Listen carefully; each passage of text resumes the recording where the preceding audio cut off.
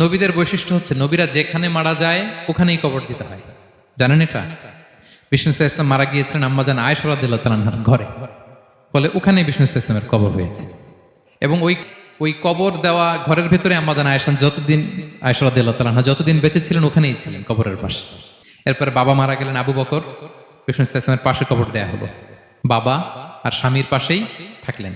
এরপর ওমরে ফারুক মারা গেলেন, ওনারও কবর দেয়া হলো। কিন্তু এখন তো